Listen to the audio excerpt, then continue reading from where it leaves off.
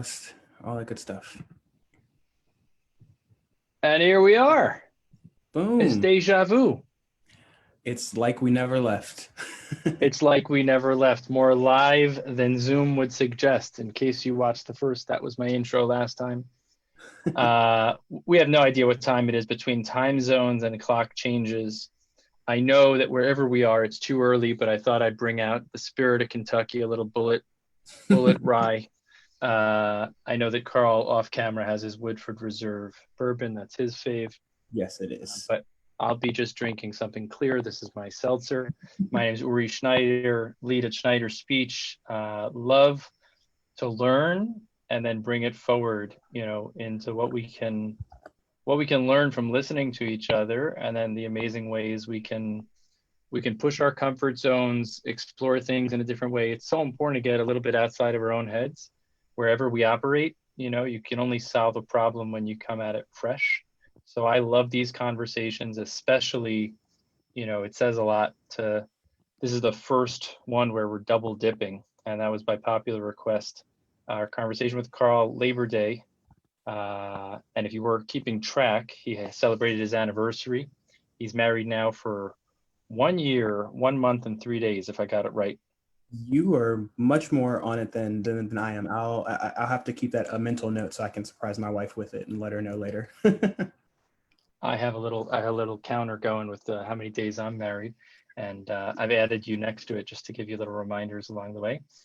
And that I appreciate brings us to another exciting point, which is we will have the privilege this morning to hear from Carl Coffey. I'll share who we're talking to in case you missed it the first round or you didn't see the bio, but Carl is just an exceptional, outstanding person. He happens to be a person who stutters. Professionally, he is a Six Sigma consultant at United Health. He is in the leadership of and on the board of the National Stuttering Association. He has recently done things internally at the National Stuttering Association, as well as running all kinds of programs that are happening online ongoing. Check it out. WeStutter.org is the website of the organization. He's also been featured on television as a spokesperson for the organization on the topic of stuttering. And it is a big treat to have Carl back. And rumor has it we may be in for a treat of a special guest popping in to join. So I don't want to spoil it just yet. Welcome, awesome. Carl. Thank you. I've been trying to share on the back end on Facebook, and I think I've shared what my little fingers will allow me to. So I'm here. Thank you for having me. It's been awesome, being a part of the series, and I think you've been doing really great work and having really good conversations. So I'm honored and excited to be back. Well, thank you for that. I'll let you know that feedback is welcome. I decided that we'd share these conversations with the Facebook universe and with the world, and we got the playback within a few hours or days. It's up on our blog page on schneiderspeech.com/our-blog. You can see all the conversations, and we're trying to take, good like podcast notes and everything, but you can play it all back for free. It's always accessible. It helps the people in these conversations when you share. So share it on social, comment, like, engage. But most importantly, towards the end of the year, I'm hoping that we're going to do what most podcasts do, which is create like a highlight reel. So if you have something that you like from today's conversation, or from Carl's conversation on Labor Day, or from any of the other 26 conversations we've had till now, we would love for you to drop a line. Let us know, the excerpt or the episode and the minute, and we'll try to compile something really special, but we can only do it together. So I invite everybody to share that. But Carl, I listened to some of our talk a second, third, fourth time. I picked up lots of gems along the way. But I know you had some things that you might want to dive into, some things you want to ask me, some things you might want to share. I'll kick it to you and let you take it where it goes. And then you let me know if we have that special guest making an appearance. Definitely. I think the special guest is excited for their time in the spotlight. But so I had some questions, I guess, that I wanted to get your perspective from an SLP's point of view. There's a lot of different stuttering groups on Facebook, and people at different points in their stuttering journey. Some people who are just first understanding that there is a wealth of other people who stutter and resources that are available online. And then, people who are kind of at that stage where they've accepted their stutter and now they're, just looking for that support and kind of being around people who get it. And I oftentimes see people kind of at that beginning stage where they feel and they felt alone for a really long time. And to them, stuttering is a burden. It's like the worst thing imaginable. And I know that, a lot of us, a lot of people have been there. And I just kind of want to know from a clinician's perspective, like if you see a person that comes into your office or gets in contact with you, for speech therapy services, what do you say to that person that is kind of at that point of, hey doc, I need you to fix me. Like there's something inherently wrong with me. I hate stuttering. I just want it to be gone. How do you approach them and work with them? That's a profound question, and I can only speak for myself, maybe a little bit for our team, but I think every therapist should consider, how do you engage that question? From my point of view, it's important to have a framework to give us our navigational intelligence along the way. And I think it's really helpful the same way we know the iceberg is a really helpful frame to understanding those experiences above the surface and those experiences beneath the surface, things you could see and hear and things that are just as relevant or even more relevant sometimes, that are the thoughts and the feelings and the attitudes. I think that the dance of weaving together and integrating acceptance with moving things forward, to me, that's what it's all about. So when someone comes in and they say, listen, this is the problem, I need you to fix this. On the one hand, I don't want to feed into that narrative that they're broken and they need fixing. I don't want to feed into the narrative that I'm the fixer, I'm the fix-it shop, I'm the mechanic. I don't want to feed into that narrative. And at the same time, who am I? Like, I just met this person. So, I need, and all along the way, to really respect the person where they're coming from. I've been in more than one situation, but this is one where there might be something someone says at the beginning of a conversation, and off the bat, something rubs me funny, or I have a hard time kind of buying into that. But it's important as a therapist, and I think for all of us as listeners in uncomfortable conversations, to hang in and to allow things to unfold. So my response would be, I'm always thinking about accepting the person exactly as they are, where they're at, for who they are. And then, of course, they're coming because there's something they want to move forward. There's something they want to be bigger. They want to be better. They want to be less tethered, less hindered, less limited, less bogged down. So there is something they want to change, but I want to convey to them that I can accept the frustration, the feeling that they might want to fix, if that's the word they use. Mm-hmm. Very often they'll say to me, I want to stop stuttering. And I'll say, I hear you, totally. And then what? Like, let's say we get there. Then what would you want? What's your fantasy? Because in the end of the day, there's an easy way to stop stuttering. We all know it. Stop speaking entirely. Yeah. That's the silver bullet. Most people aren't going for it, because most people who stutter, young people, adults, they have a lot to share. They want to speak. They don't want to stop stuttering. So there is an element of reframing, but I think we jump there too quickly. I think we need to listen to people, listen to the words they use. It actually tells you where they're at. And it's important to give that space and give that air, because the magical thing about that is when you give it space and you give it air, some of the tension and some of the resistance that will be there if you push too hard against it can be aired out and dissipate. And then they're ready to listen when they feel that you're really aligned, and when you're listening, and when you're able to tolerate that.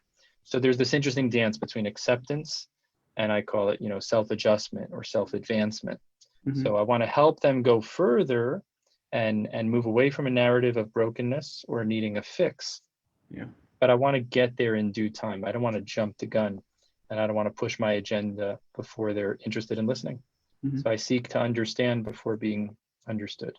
Yeah, yeah. I think that that's a really good point. A lot of great points. And there was something you said that really stuck with me. And when you said, yeah, you want to stop stuttering, but then what's next after that? I think that for me, just speaking for myself, when I was in that place of thinking, oh my gosh, stuttering is the worst, and if I didn't stutter, look at all these things I'd be able to do. Like that was my framework for a long time.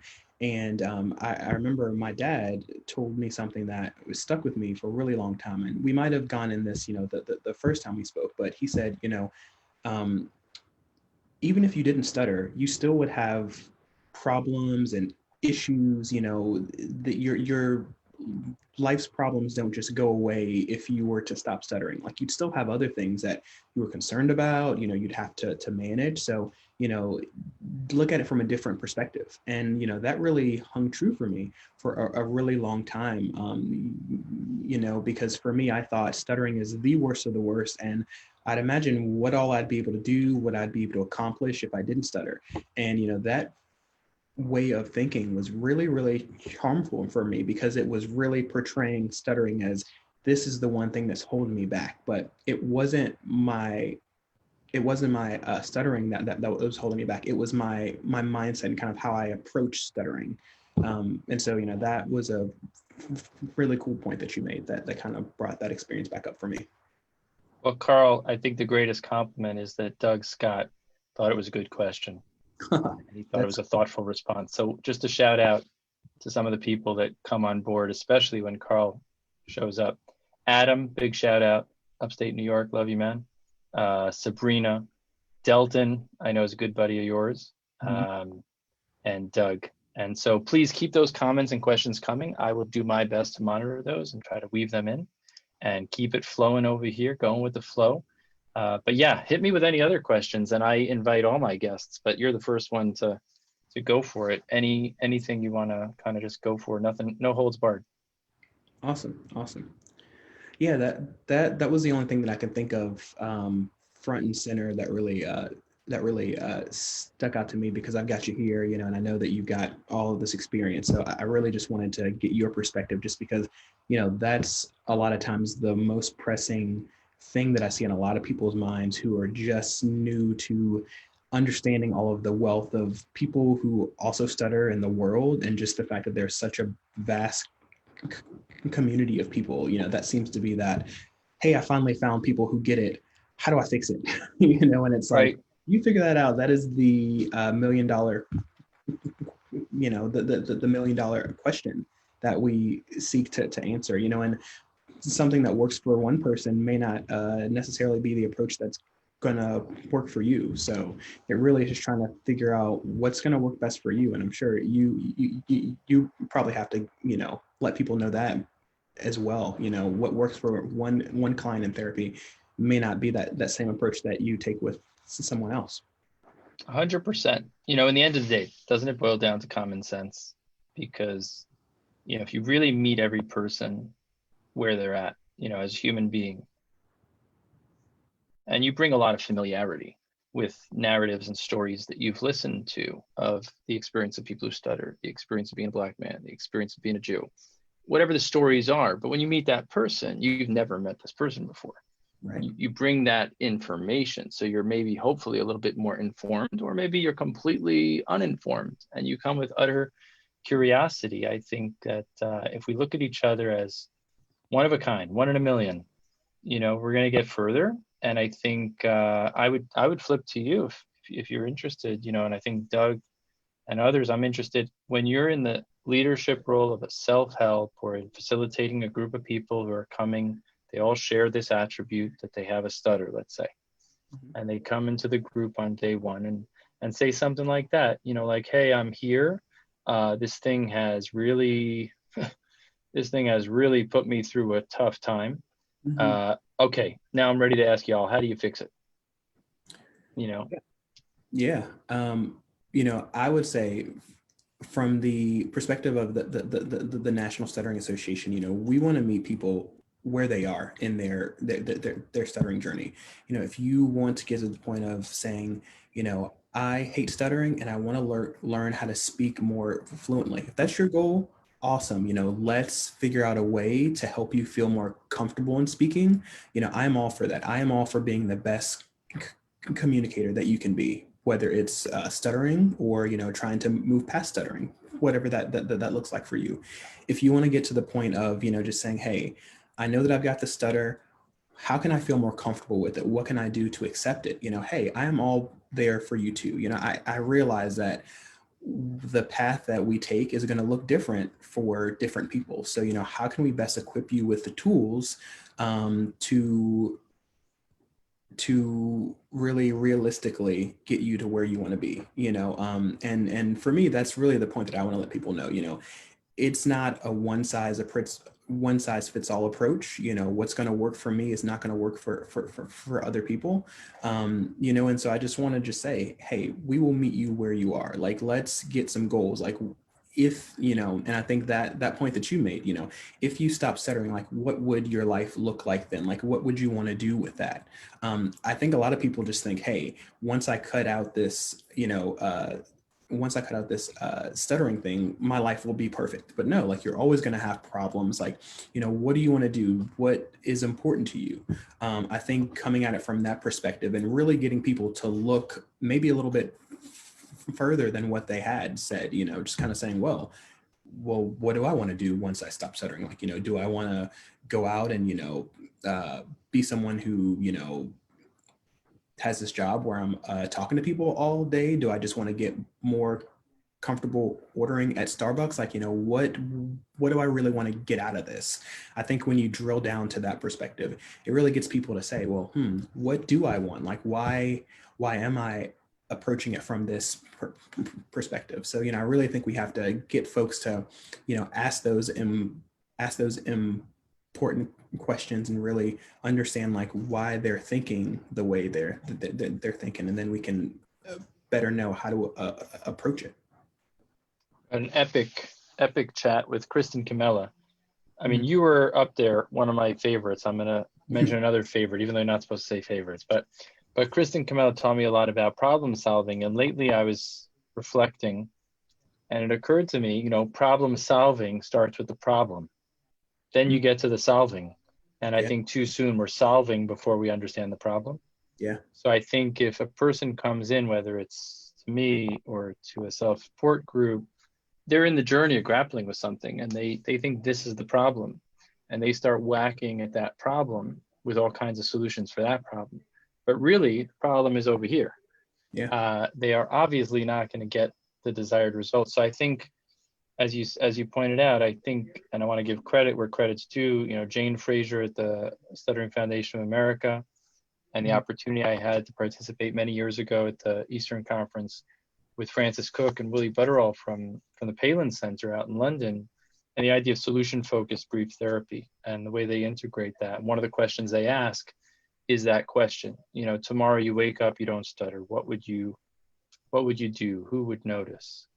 And that starts to shift from kind of whacking away at fixing stuttering, stopping stuttering, learning techniques for the sake of learning techniques in the office. And I think that's why unfortunately so many people have had very disappointing experiences in all kinds of places, because perhaps I don't hold the answer, but I'm saying if you're trying to fix the wrong problem, even if you solve it, you're not going to reach the promised land.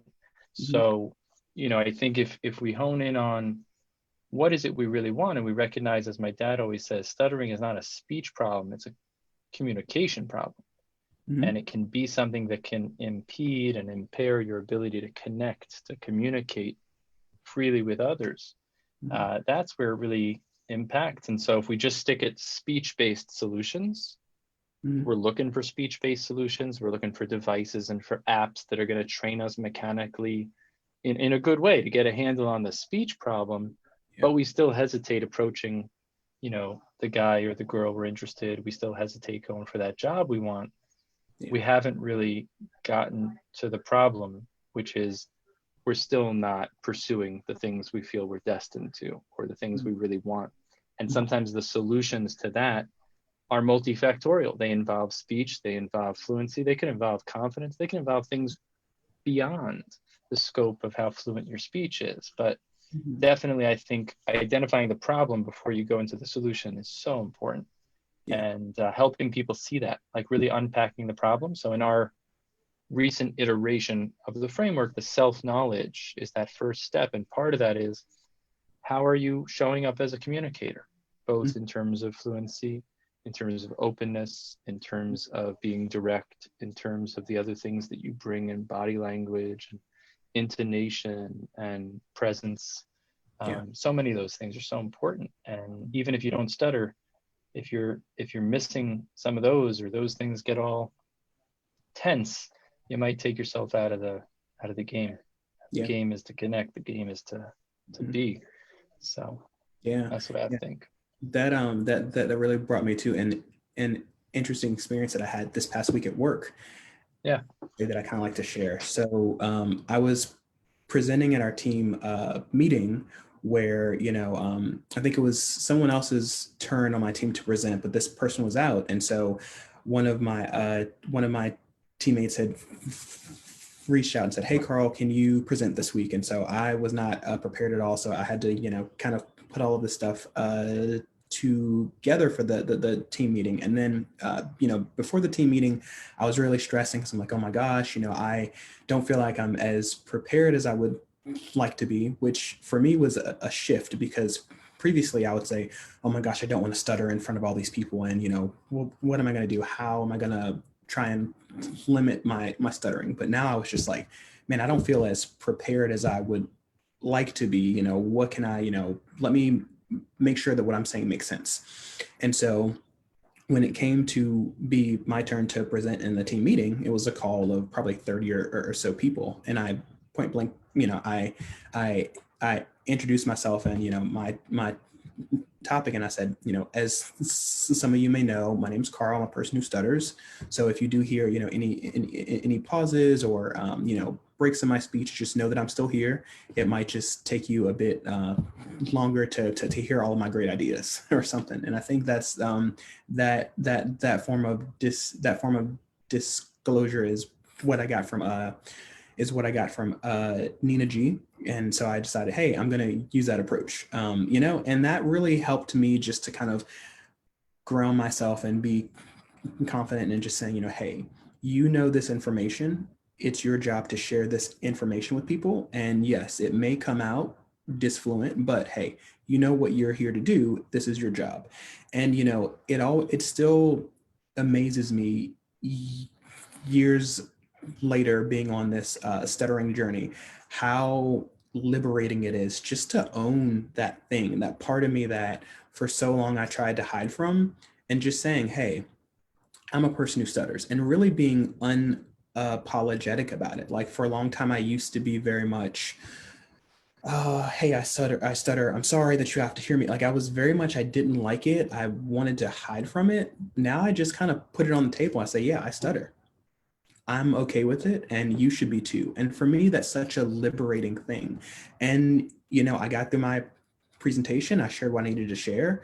And it just went to show me like, man, 5, 10 years ago, I don't know if I would have been as confident and comfortable with being so vulnerable in front of other people, and in being able to share that. I was very much a big avoidance guy. And so whenever I sense that, oh my gosh, I'm going to have a bad day with stuttering, I would just try and cut off any type of communication I could.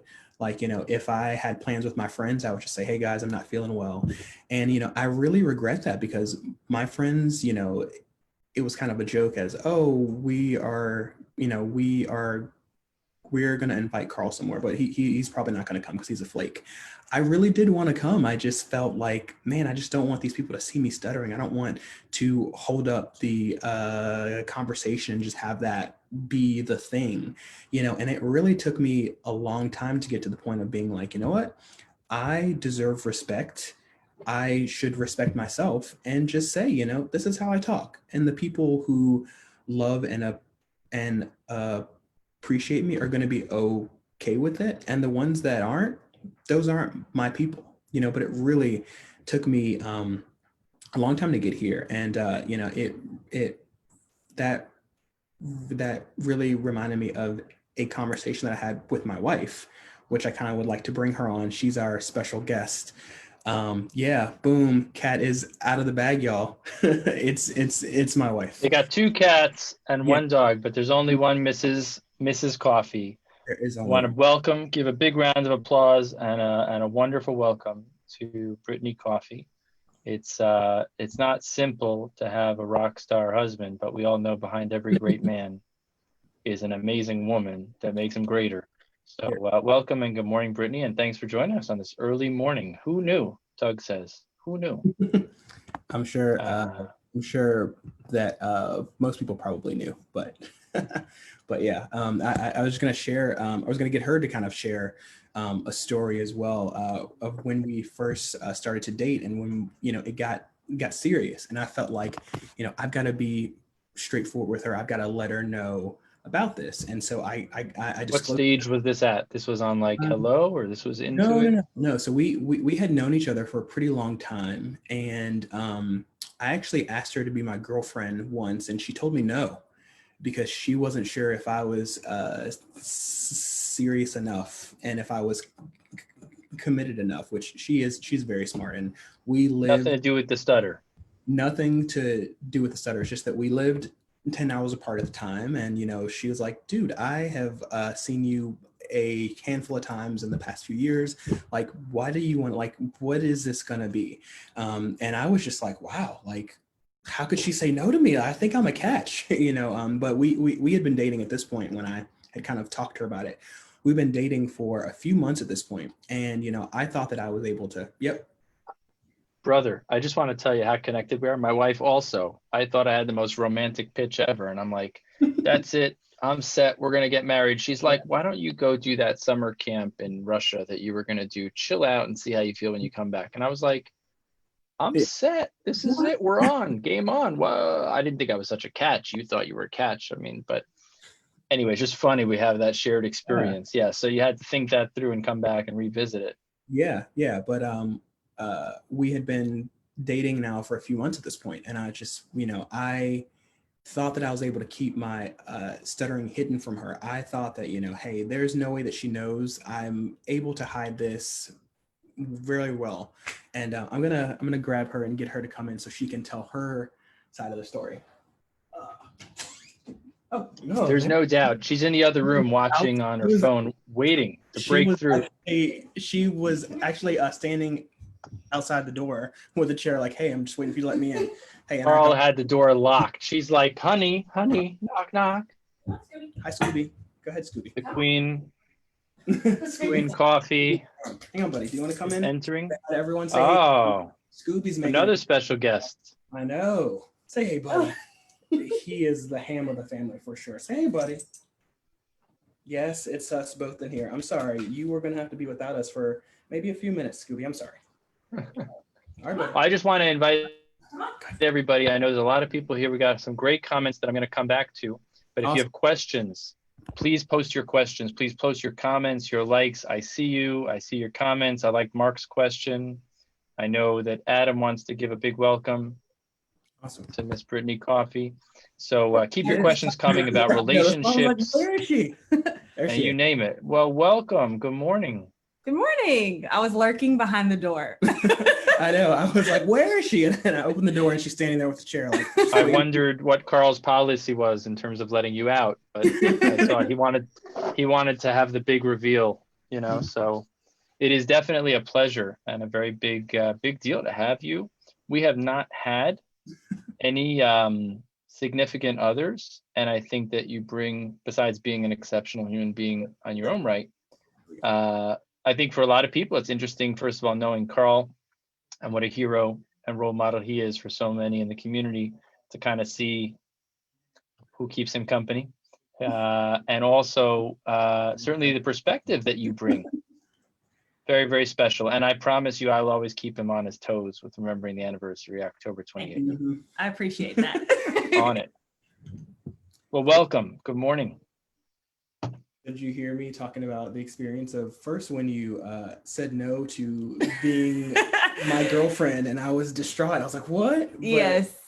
So, so do you want to talk about that, I guess? okay.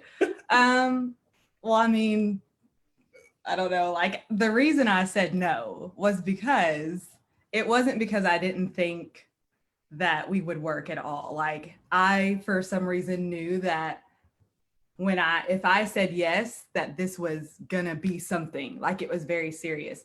And I wanted to make sure I was ready. Like I was just out of a relationship and we were both out of relationships. Yeah. And we were like 10 hours apart. Mhm. Like, so I was just thinking, I need to wait and make sure this is what I want, because I could feel like, okay, this is gonna be something. He is a force and he's serious. And I'm very much a person that just like waits and thinks about it and ponders for a while. and then I give an answer and he's very much like, let's do this. Let's do it right now. So, I mean, that's why I said no.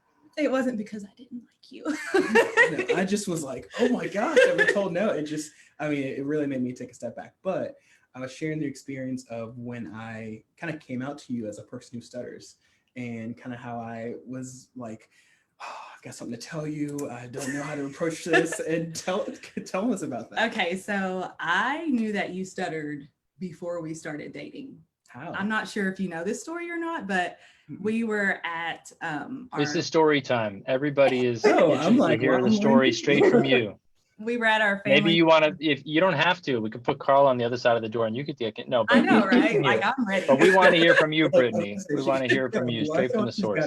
This is the first time I've worn makeup since the pandemic. So, so I guess like whenever we were at our family's school reunion, like we weren't dating, like we were still in relationships with other people, but we were hanging out at that school reunion. And I remember it like it was yesterday. Like the music was really loud and the DJ was going and he leaned over to say something to me and he stuttered a little bit. And it was the only stutter I heard, but I caught it because I teach kindergarten. So like it's kind of my job to kind of listen for disfluencies and things like that. And I was just like, oh, well, that's something. But that was kind of it. And I knew that he stuttered and I was just kind of waiting for him to tell me. And like, I thought it was a big deal because I was waiting to tell him that, oh my gosh, like I have anxiety. And that was my big thing that I wanted to tell him. And so it's kind of funny that he was also waiting to tell me about the stutter that we both thought was such a big deal. And then we were both just like, I don't care. You know, So Carl was tiptoeing around this thing that he was waiting for the right moment, if and when, to let you know something that he was holding in. And you were kind of like holding something about yourself that you also were waiting, figuring how to share. And then boom, you know, he comes out with this, but you already kind of had identified that. Carl, did you already have an inkling of what Brittany was holding? I think we had like talked, she had shared with me, you know, about her anxiety, but kind of in the same way as her approach to my stuttering. I was like, I don't care. Like it makes me love you more because you are able to be so vulnerable and share that part of me. And I remember when I kind of told you about my stuttering, it was, to me, I built up all this courage and I was like, oh my gosh, I don't know if you know this, and this is a big deal for me to share, and you probably don't know, but I stutter. And I remember your response was like, I know. I was just waiting for you to let me know and be comfortable with that. And like that blew my mind because I'm like, well, if she knows. I thought I was doing such a good job at kind of keeping it under wraps and she didn't know. And I thought I was great at hiding it, which sometimes I can hide it pretty well. Like I know that there are people that I've talked to, like your coworkers I've talked to, and I've been able to switch words or whatever, and they don't know, and you'll tell them I stutter and they're like, what? And so I thought I was able to do this so well. But I guess if you are talking to someone every day over the course of months, and talking to them for hours on end, you're probably gonna find that out. And we were long distance for a while, so we talked a whole lot. And like, to me, your voice is very calming, and so like I know sometimes you don't like your stutter. Do you want to say that again? Anyway, I know So sometimes stroke the guy's. Yes, Yeah, so but you find his speech is calming. yes, and I just feel like without it, it wouldn't be his voice. Yeah, yeah, and it's So stutter and all, his words, his message, his cadence, his delivery, for you is very calming. Mm-hmm. And if he didn't have the stutter, you'd feel something was missing. Yeah, because that's just a part of you. It always has been. Mm-hmm. So yeah, and that's how I feel about it. That's awesome. And that kind of reminds me of something that Doug Scott and I have talked about a lot. I don't know if Doug is still watching, but we've said, Oh, he's here. He's got questions. I'm holding. Questions. Awesome. Well, I'm gonna put Doug on the spot as well, because we've talked about this kind of if we didn't stutter, like what kind of people would we be, and kind of what has having a stutter, like how has that shaped us as people? And I know that I am a very impatient person. I can be very impulsive. If you've been in the car with me, you know that in traffic, I'm a completely different person than this seemingly calm person I am now. But, I feel like if I didn't stutter, if I didn't have this thing that has made me very thoughtful and patient in other ways, and kind of thoughtful, empathetic, like I would be a jerk. I feel like, I would be like, oh, I am just this macho man and I'm attractive and, I've got it all going on. I feel like it kind of keeps me, it kind of keeps me humble in a way, I guess, and to me, that's just such a cool thing, because I feel like I can relate better to people, because I've got something that, I wear, and it's pretty easy to see. And so this makes me, feel like I can relate to people and understand what they're going through. And I know Doug has kind of said that same thing. It's kind of helped us see people better. And, I feel like if I didn't stutter, I probably would be a big jerk. And I know that you kind of said, like, if we knew each other in college, you could see me being this big guy on campus and just being like this loud, it wouldn't have happened, person. Which he's kind of a ham. I am totally ham.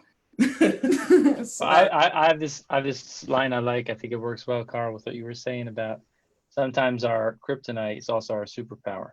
And I know that Doug is here. He said, "Yes, sir," agreeing with what you shared. And Chris Constantino has a beautiful line. He talks about stuttering gains. Obviously, at a certain point in the journey, not in the toughest of times, but in certain times, you can really reflect and think about what are some things that are some gains from this experience. It's certainly not all peaches and cream, but it's not all bad, right? And as Carl, you're pointing out, so Anita Blum is also here,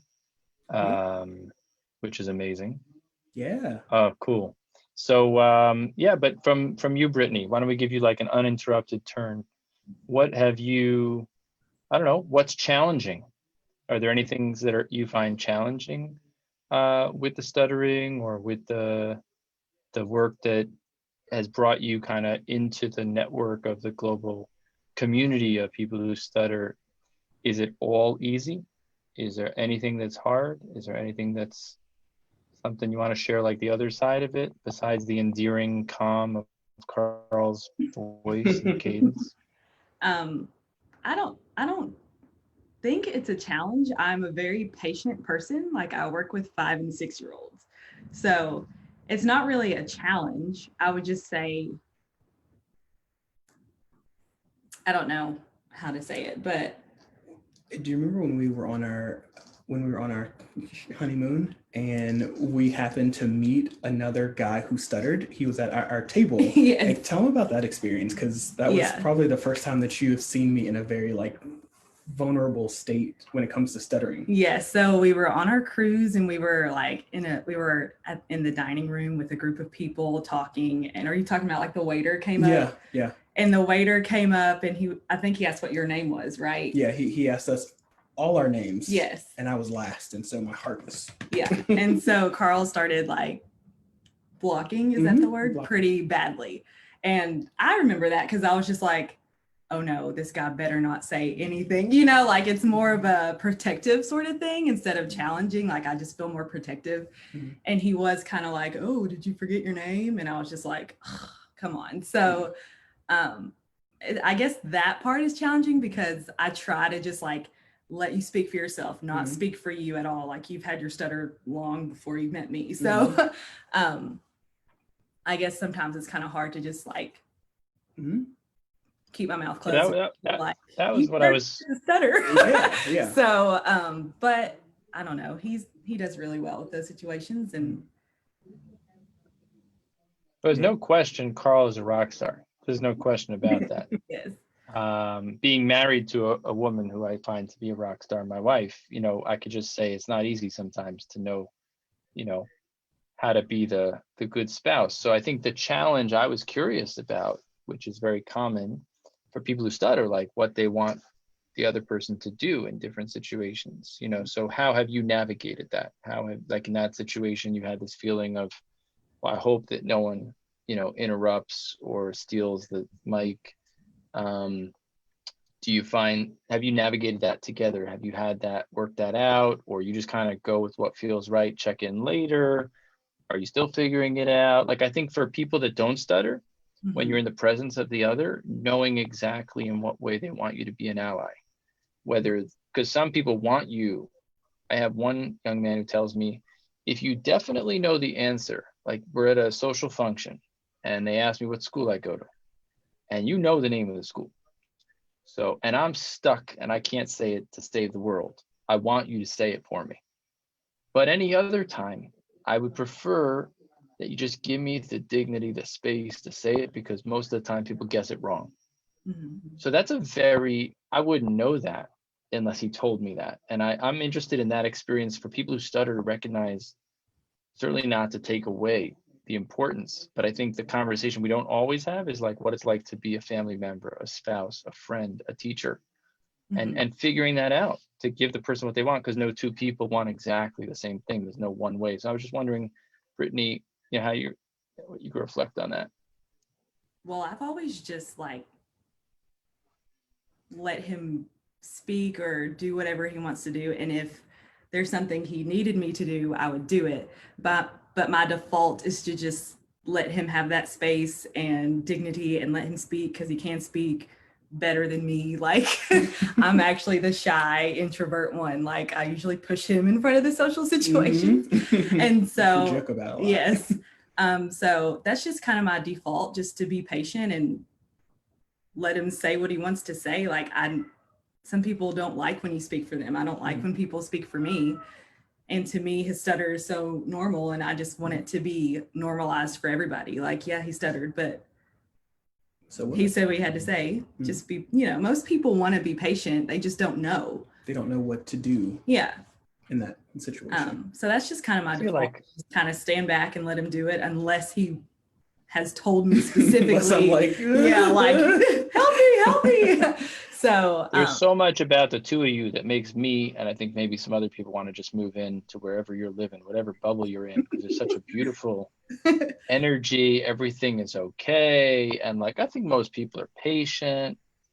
I know Carl's family does go back to my roots in the Bronx. And I would say the Bronx would be one place where not everybody has same kind of Southern hospitality and ease. I'm wondering, Brittaney, for example, you seem to be, as you said, you have a lot of patience. After all, you're an educator with 5- and 6-year-olds. We could call you Saint Brittaney. Like, you're like, patient. But what about like some of your girlfriends or extended family, or you get together socially with other couples or whatever? In those situations, do you ever come across someone who either raises an eyebrow or asks you like, hey, or in a situation where you just want to know how to get to, again, how to be a good advocate or ally? So between the two of you, it's been very fluid. I'm just putting out situations I hear about from people, and I'm just wondering if any of that, is anything you want to reflect on? Yeah, go ahead. Can I steal the ball?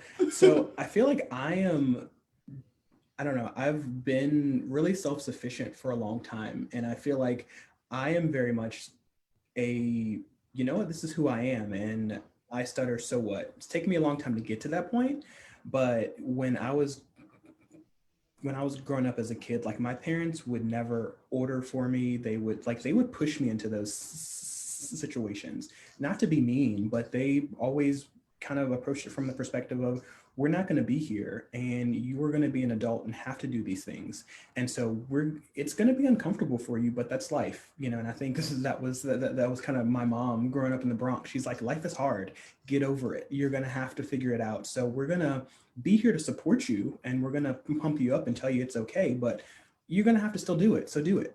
You know, and I used to hate it as a kid, but I feel like for me, that's helped me just say, you know what, this is hard, and putting myself out there and being vulnerable and kind of having my words stuck and looking at the person looking at me, knowing what I want to say and just saying, it's stuck. Like for me, that can be really difficult. But I think that I've kind of just said, look, I don't need you to speak for me. I can do it. You know, and I think that for me, that's just kind of how I am. And so I think for Brittaney, she's kind of just like, well, I'm here if you need me, but I know you don't need me, you know? So yeah. I'm glad to have that support if I need it. But I've for a long time been like, hey, look, I stutter. And like, I've had a few experiences where I've had people laugh at me and I just say, hey, I stutter. And I just look them dead in the eye and very calm. And to me, I found that when I'm that way, people, a lot of times, as Brittaney said, they don't know how to react because they have never met someone who stutters. So they don't know what's going on, especially if I've been talking to someone. Like I can talk to someone for a while and they'll ask me a question like, hey, what's your name? Where are you from? And those questions that you can't change, that's typically when I have those blocks. And so I can really see people being confused then because they're like, I've been talking to this guy for 5 minutes and I haven't heard anything. And now I asked him his name and he can't say it. What, like, so I can get that confusion, but I also just say, hey, yeah, I stutter and it doesn't come out all the same way all the time. So I try my best to really educate people and let them know. So I feel like that kind of makes you. Well, I knew Let that. me flip it. Brittaney, I'm going to flip it to you. I just want to frame it the other way. So like Anita Blom said here, beautiful comment from Sweden. She said that she wishes stuttering would be so normal that people wouldn't dare ask, do you want me to help you? Mm-hmm. You know, in such a way that takes away that dignity. She also said she would hope that we, whoever we are, would have the courage to advocate for what we want and what we don't want. So we would dare to say, here's what I want, or here's what I don't want to happen. So since you're so comfortable, Carl, and Brittaney, you're married to such an extraordinary man and you're such a tuned in, connected, amazing woman, let's go the other way. So there was a Carl that didn't used to be this way, or there's a Carl out there who's not yet where Carl Coffey's at, and he thinks he'll never be able to get married. He thinks no woman would ever want to be married to someone who trips over his words sometimes. He doesn't think that it would be feasible to sit at a table at a cruise and have that experience now, not just his own experience, but now sharing that with his spouse. For some people, that is such a mortifying thought. So I'm wondering if you, Brittaney, or Carl could share for the person who's in that kind of mindset. I think in a way, Brittaney, you have wisdom here that exceeds anyone else, certainly more than me. Like as a woman, as a spouse, as a partner, you know, just any thoughts about that as encouragement for someone who is holding back in relationships, going to the next level because of that fear. They don't want to put their spouse through it. They don't want to put that burden. They don't want to share that embarrassment, that shame that they might have felt. Any wisdom you might share that's not cheesy, but kind of like really true and insightful? Sure. I don't know. I just feel like if you're going to be in a relationship with somebody, the stuttering shouldn't be a consideration. And so if it is, maybe you shouldn't be with that person, just because like for me, when I was getting in a relationship with you, it was because of your personality. It was, you know, because of how you made me feel and how I felt safe and secure. Stuttering wasn't even like a part of my inner thoughts. And so I just feel like, I don't know, just find somebody that cares for you as a person. Just like me, like I have anxiety. I wouldn't want anybody to be in a relationship with me and consider my anxiety like I don't want to be with her. Like it wouldn't, I don't feel like that would be a true relationship. So Yeah. There's somebody out there that cares but doesn't care. If that makes sense. Like, yeah. I mean, I think from a perspective of a person who stutters, like there's so much kind of as we talk about the stuttering iceberg, there's so much that's underneath the surface that a lot of people don't understand, like the fear, the shame, the embarrassment. I mean, the stuff that you can see with stuttering is like just the stuttering. But I feel like so many people don't understand like the years and the experiences of, you trying to hide it, you trying to mask it. So I think part of it kind of along the lines of what Anita said, we have to advocate for ourselves and be comfortable and kind of let people know like, hey, this is a big deal to me. I remember when I did that with you, we've been together for a few months and I felt like, okay, I'm in a place where I know that she is a good person and she's not going to judge me for this. I can share with her how I feel. Like that took me a few months to get to that place of being like, hey, I stutter. What? You knew it? Oh my gosh, I didn't know that you knew it. But like, let me tell you how much it impacts me. I think that as that person who stutters or who deals with whatever thing you have, we have to be comfortable just sharing that with people and letting them know, because they can't read our minds. Like they can't possibly know what we're going through. So we have to really be vulnerable and let that person know this is what I'm dealing with.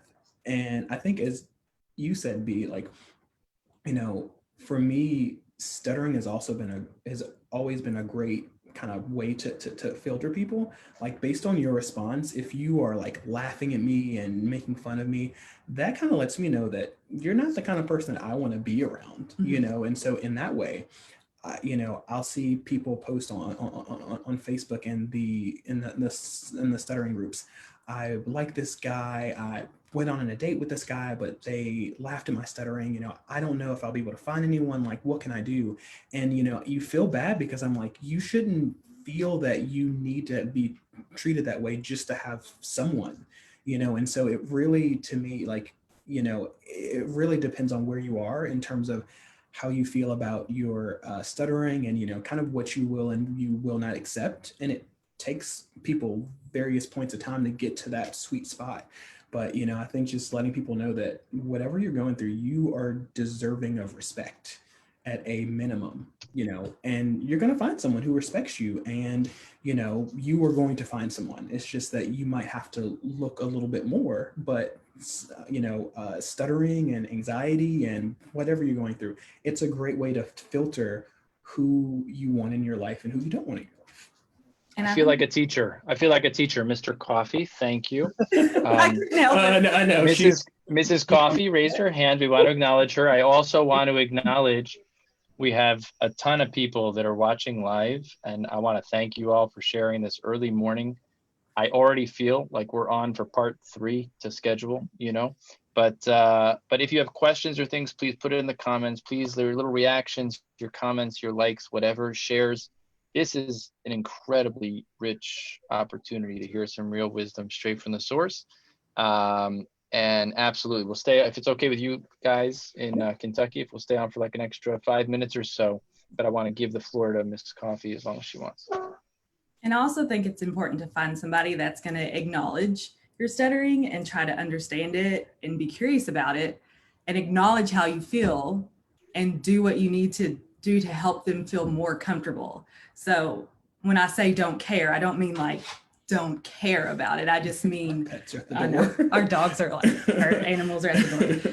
But just making sure that you're acknowledging how they feel and being curious about it and helping them when they need, and being there if they need a break, or helping them to feel comfortable to be themselves around you and stutter however much they want around you, and just kind of be that safe space and calming space, kind of like a break from the world. Yeah.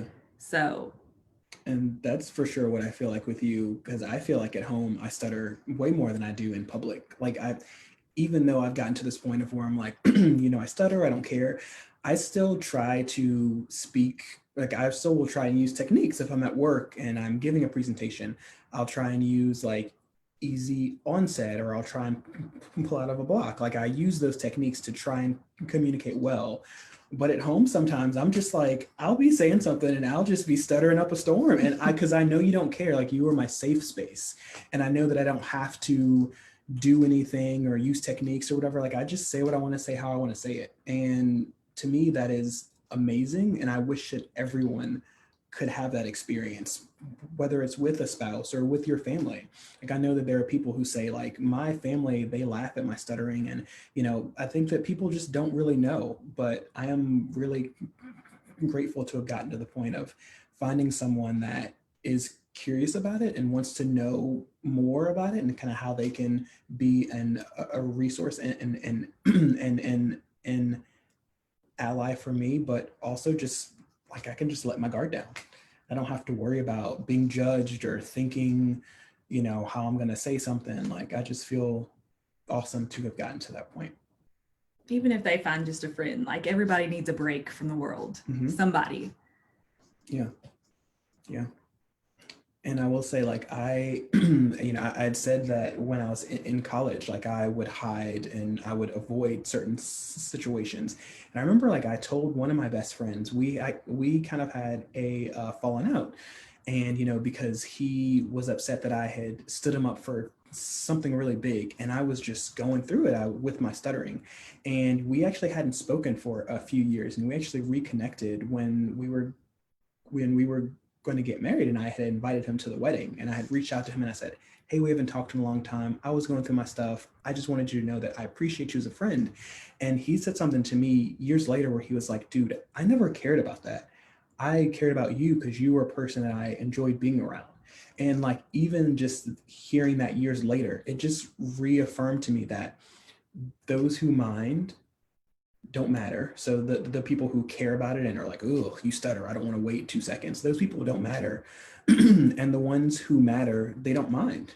And I know that is super Dr. cheesy. Seuss. Is that Dr. Seuss? It's Dr. Seuss. Okay. I was just saying, I know it's really cheesy. I would know that. Oh, what book? Let's see which book we're thinking of. I know which one I'm thinking of. Who knows what book I think it's Brittany might be referring to? Sneetches. Is it Sneetches? No? I thought it was. I have no idea. It's Dr. Seuss. So you guys are Stars on the belly. In my head, the one with the swirly lollipop looking thing. You guys are totally nerdy. Oh, the places we'll go. Yes, I think it's from there. Yeah. You know what? Yeah. On Thursday, I spoke with Eric Raj, and that was one of my references. Places will go. No one's more you-ish than you are, so don't be anybody else. Yeah. And like the people that really care about you. Yeah. That's right. It is in there. It is in there. But go ahead. Yeah, that's all. I was just going to say, like, I've noticed the people that really care about you don't care about stuttering or your anxiety or your this and that. You think they do because in your head, you're stuck in your head. You think everybody's like thinking about your stutter or your anxiety or whatever you have, this big secret, but they're not usually. And the people that really love you are definitely not thinking about it as much as you are. Yeah. So yeah.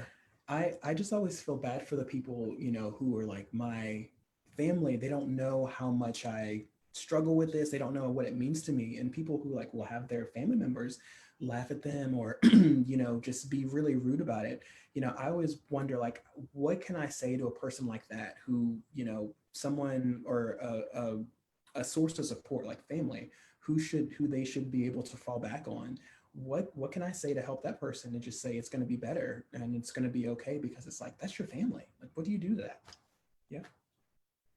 Well, first of all, I think acknowledging it, that it stinks, you know, and going back to Carl's first question, there's so much here. I just want to try to pull a couple really sweet things and turn them into some practicals for some folks. And then I got one more question to bounce off you guys, and then it's Sunday morning. But Doug added things. Anita, thank you guys. Keep commenting and liking. We'll get to it. I know Carl's going to diligently go through this and Brittany's going to watch them.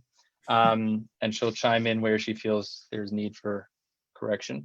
She always does. I would just say, you know, what Carl said and what Brittany said, you know, a lot of people think mistakenly, parents think, a spouse might think, oh, they stutter around me at home, I must make them nervous. That must be a bad thing.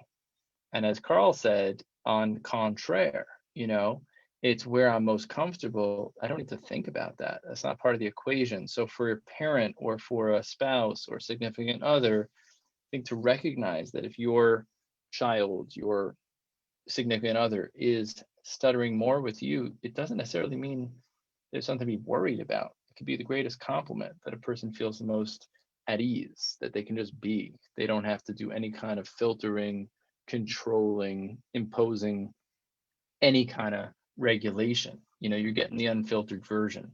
I think that's just one point I wanted to put out. I think there was so much that Brittaney said, I just wanted to highlight that, you know, as you said, someone that thinks the stuttering is a thing is probably not the right person for you. Someone that wouldn't accept you for any part of you, as Carl said, it could be a great filter at times when you see that initial reaction. And I heard this from my good friend Shalom Goodman, who has a very, very strong stutter. And I asked him, you know, what is it like for you? And one of the things he said was, A, I don't waste my words. So I don't use expletives or foul language. I just don't have the currency, the budget for that. So it's a gift in that way. I choose my words well. And second, he said it's a filter, it's a social filter right away. That first reaction that someone has is very indicative if this is the kind of person I want to be associated with or be close to, or no. But I think to Brittany's point, and she shared it about also like anything else that we might have going on that we're not so proud of, we often get so caught up in our heads, in our stories, and we project that other people won't tolerate us because we don't really tolerate that in ourselves. And then we make it as if that is the be all and end all. And we actually amplify, exaggerate the whole thing. And in many ways, we might even be getting in our own way. So I'm thinking of a young man, he didn't believe that he could get married. He didn't think anyone could love him. So he had a bunch of sisters. So his homework, this goes back to your question, Carl, what to do when someone feels they need to fix. So the first, and your last point, when someone has an unsupportive family, I think the first thing is to just acknowledge it and honor it and how crummy, and I could use a lot of other words, you know, that must feel. Not to exaggerate it, not to blow it out of proportion, but if they feel this is like hell for them, to be able to tolerate that and not soothe it too fast and not, you know, placate it too quickly. At the same time, I sent him home and I asked him to ask his sisters, like, what's the top 5 things a woman is looking for in a husband, in a boyfriend, in a serious relationship? And to come back with the list and let's see like what's on the list. Because in his mind, stuttering and fluency is like number 1, maybe in the top 3. Came back with a top 10. And what do you know? Fluency and stuttering is not on the list. You know, attentive, knows how to listen, pays attention to the things that they like, enjoys spending time together, even when it's not the things they enjoy. You know, it creates opportunities, creates laughter, creates experiences, knows how to listen, knows how to talk, knows when to step up, knows when to step back. These are the things, or if it's the same thing, if it's an interview for dental school, or if it's something in the work sphere or whatever, getting out of our heads and asking ourselves, what's the other person looking for?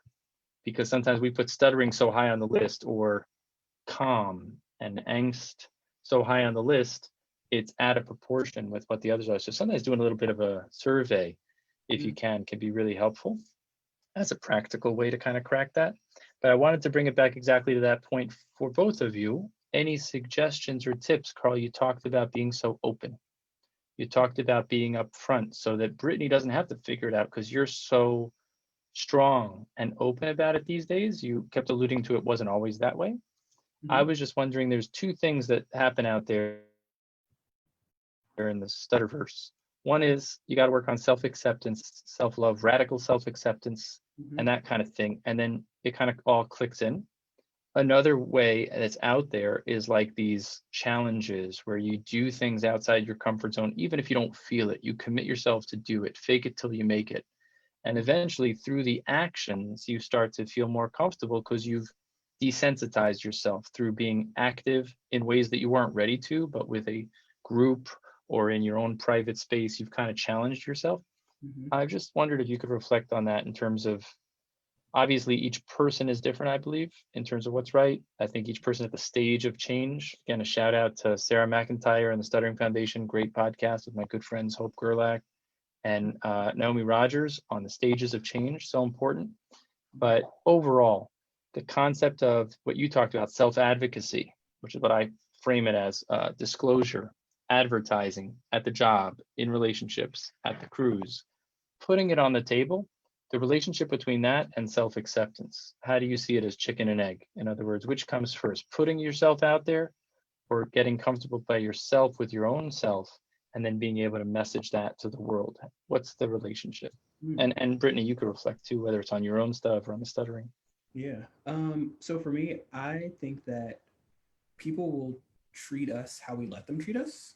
And when I say that, I mean, you know, if I'm approaching someone in a very like, you know, oh, I'm very meek and I'm appearing like, oh, I don't know about stuttering. I don't know, like, you know, they'll look to us and kind of see, well, how should I react around this person? Like if I look that I'm very much uncomfortable with it and I don't want to acknowledge it and I'm talking to someone and I'm just not maintaining eye contact, that person they'll think, well, they're uncomfortable with it, so I'm going to be uncomfortable with it, you know? So I really do think that people take their cues from us. Whereas if I'm at least appearing to be comfortable and okay with stuttering, even though in my mind I'm like, gosh, I'm just struggling. If I'm like keeping my head up and looking to be okay, then that kind of lets the person know that, okay, well, this person seems okay with it, so I'm going to be okay with it. Like I was actually talking to a recruiter the other day and kind of having like a phone interview for something. And before we really got started, I said, hey, I just want to let you know I'm a person who stutters. And so you might hear some disfluency when we're talking. Just know that, you know, I'm still here. And, you know, I just want to let you know that that's just how I talk. And she said, well, thank you for letting me know that. I really appreciate it. And she said, you know, all right, we can go ahead. And to me, just like being able to put that out there and not being apologetic for it. I used to be very much like, I'm really sorry, I stutter. And I would just be like, I would make people I was projecting my feelings. Like I was very uncomfortable. And so I would project that discomfort. And I'm sure the person like, they didn't know what to do with that. They're like, okay. But now I try and talk about it in an unapologetic way. It's just how I talk. Kind of going back to the point of what Anita said, like if we could just get to the point of stuttering being something like an accent and not something to, you know, think of as something bad or dirty, like it's just how people talk.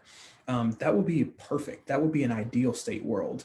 And I think that for me, I've tried my best to, anytime I'm talking to someone, like I am more okay than I was about just saying, hey, I stutter.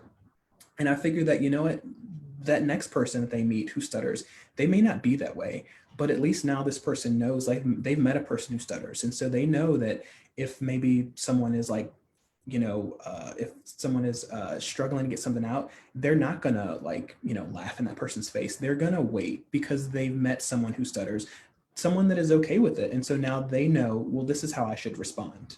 That's what I was gonna say. Like, I feel like that helps them understand how to react. Because a lot of people, they might just be uncomfortable. So they don't know what it is. They don't know what to say. They don't know whether to make a joke.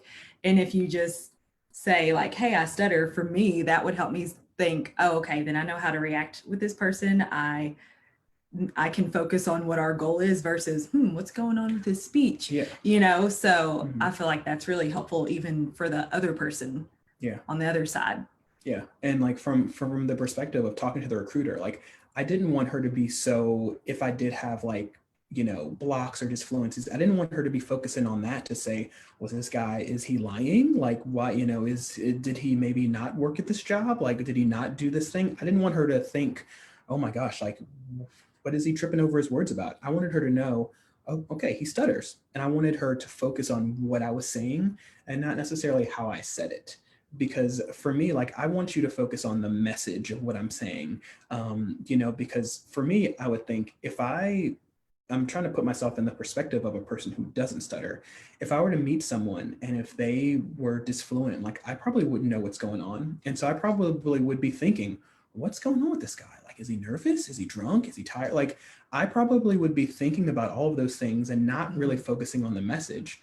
Whereas if you said, if someone just said, hey, I stutter, I would know, okay, boom, that's what's going on. All right, I get that. Now let me focus on what this guy is saying. Like, you can kind of move past it.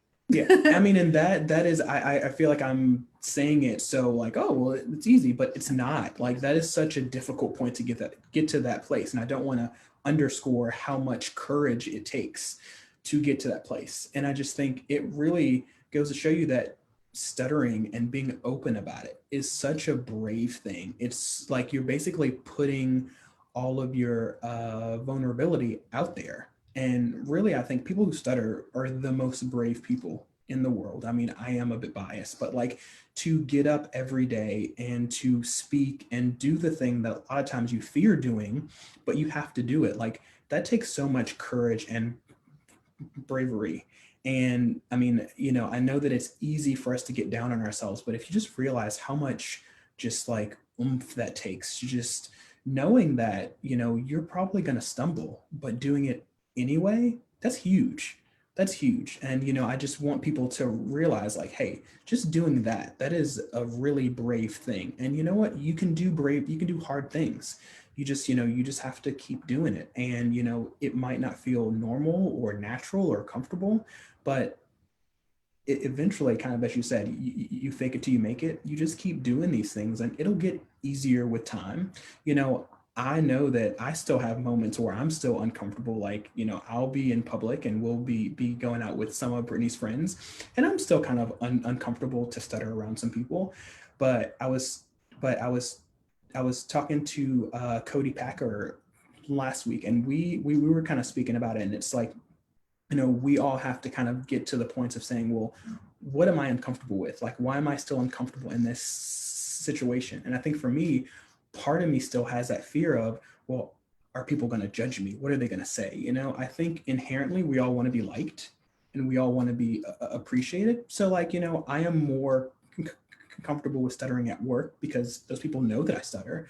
But when I meet new people, like I still have that feeling of, well, I want these people to like me, and what are they going to think? You know, so you're never going to be this perfect person who does it right all the time. Like we're all just doing the best that we can every day, and we're learning and we're growing, and that's all you can do.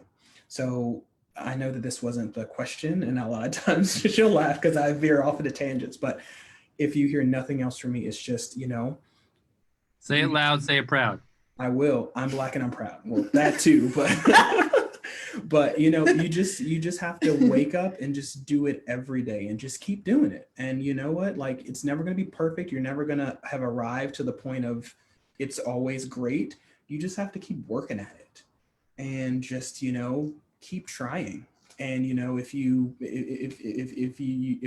fall down 3 times, you get up 4, right? That's what the saying is. You just have to always constantly just be trying. And just know that you'll get better. It'll be better. I think it's important to do things even if you're uncomfortable. Mm-hmm. Like even if in the moment you are very uncomfortable, it's fine to be uncomfortable. Yeah. You just have to keep putting yourself out there, and you might be uncomfortable. And then I feel like you said, that desensitizes you. Mm-hmm. But it's okay to be uncomfortable. Yeah. Yeah. I've got a story. I've got a friend That's very powerful. Used to drive. I want to. Oh. Sure. No, I was just quick point. I have a friend who used to drive, and I'm sure still drives insanely. And we would always get out of the car and be like, oh my gosh, you could have killed us. And they would always be like, but did you die? And it was like, no, we didn't die. I thought we were going to, but you know, like you kind of like, you know, you feel you have this. Yeah, that right there is a fantastic transition to the one thing I want to say, which is, and then I'm going to kick it to Brittany to take us home. She gets the last word because she didn't get as many words as the rest of us. It's funny. It's funny when you have a speech therapist and you got a guy who stutters and the other person doesn't get enough words in. That's because she's a great educator and a patient soul. What I wanted to say, there's a story which I'll do a Facebook Live after this call that I was thinking about when it comes to what sometimes is surprising, the asset of being a person who stutters. But I'll share that on Facebook Live after this. But I just wanted to reflect on the way that both of you responded to the question of which comes first, kind of like the self-acceptance or the ability to put yourself out there and advocate, self-advocacy. And it seems like, right, it's a chicken and egg thing. They play off each other. You know, Carl, you mentioned if you're not positioning your body language in a way that says, I'm okay, it's going to make other people uneasy no matter what you say or don't say. So if you're cagey with your body language, it's going to make other people feel cagey. If you don't touch it or mention it, it could be an elephant in the room. You mentioned a lot for yourself, Carl, like wondering, are they going to judge me? Are they going to think I'm less competent? This and that. And you want to get that off the table for them because you want them to focus on the content of what you have to say. The other part of that is the other person, whether it's your wife or the interviewer, recruiter, colleague, whatever, friend, they want you to be free to say what you want to say. Because as long as you're monitoring that, there's like a certain allocation of resources going to monitoring it, whether you're doing anything with it or not. But the minute you just kind of like put it on the table, you often make them more comfortable and you make yourself more comfortable. And you just free things up for a much richer, more open, authentic interaction and connection. So exactly. I think your responses, both of you, were just absolutely enlightening. And I think, again, I just want to highlight again and again and again, everybody's different and everybody's at a different stage in the journey. And some people have wonderfully supportive family and significant others, and others are really going at it alone and have been through a lot of hard times. And whoever you are and whatever your setup is, just know that there are communities that will listen and that will bring you in with open arms, and you can feel a part of something bigger than just yourself. You're not alone. So I encourage everybody to find those places. It could be the National Stuttering Association or so many other wonderful organizations or Facebook groups. And as Brittany's wisdom says, if anyone's not giving you the time of day, it could be online in a support group. It could be in your family. It could be in any relationship. It's probably a good idea to figure out who are people that are toxic, who are people that are not good for you, and move away from those people and find the people that are healthy and supportive for you, because they're out there. And with that, thank both of you for your time. And just want to give Brittaney the opportunity to take us home with some Southern comfort, some wisdom. Some wisdom? I don't know. I guess like. What is this like for you? Whatever. Like, what would you like to reflect just like on the conversation we had? I just think it's really important to be okay with feeling uncomfortable. I just feel like people should get comfortable with feeling uncomfortable, and then they can break those barriers. And I mean, even if their body language is cagey, like the first time, it's okay. Do it again. Might be cagey the second time. It's okay. Do it again. Like, I just feel like it's okay to be uncomfortable with stuttering, with anything. And I feel like that is what truly helps you to grow as a person. Mm-hmm. To not always feel like you need to be comfortable or comforted all the time. You know, it's okay to feel uncomfortable and to be sweating and to be freaking out. Like, it's okay. Mm-hmm. So I feel like that's I'm just putting out there. That is such wisdom. And the beauty is, as I said, Carl, Mr. Spokesman, board member of the NSA, such a privilege. Whatever I am as a speech language pathologist, I know a thing or two, and I teach a lot of people, and I lead a team at Schneider Speech. But you said so succinctly and so beautifully what neither of us were able to achieve in so few words. It's okay to be uncomfortable. And I think that's a great message to take home. Mm-hmm. A wise man, a friend of mine who unfortunately was a victim of terror too early, but he had a line. He said, if you're living life and it's comfortable, you're not living life right. Mm-hmm. And so life is about getting a little uncomfortable, because that's where you grow. And thank you both. It's a privilege to share this time with you. And we'll schedule round 3. Thanks for sticking around, everybody. Your comments, your questions, I'll share that awesome story in a moment. But yeah, share this. There's so much greatness here. And again, we're going to try to put together a clip of highlights for the end of the year of 2020. Who doesn't need to find some highlights in 2020? So we need some help. We all do. This is number 27, and we have another 10 or so lined up that are going to be absolutely incredible. We want to put together some highlights so people have some good things to remember within all these challenging times. So I bless everybody and wish everybody a beautiful day. Make the most of it. And we just finished Stuttering Awareness Month. I had this thought, this reflection, Carl. Mm-hmm. Now's the real test, right? Like when the spotlight's on and international attention's on, that's the easy part. Mm-hmm. The question is, what happens the day after, the month after? How are we rolling that forward? So I'm excited to see everything that Carl's doing. There's much we didn't talk about, but support for employment, especially, is a new big initiative at the NSA. So if you're looking for a job and trying to figure out how to navigate that whole space, relationships, your own self-acceptance, your journey with yourself, you're looking for help, you want to go further, you want to find a professional, there is help. You are not alone. And again, thank you, Brittaney and Carl and the dog, and wish everybody a great day. Thank you. Appreciate it. All right. Don't go anywhere.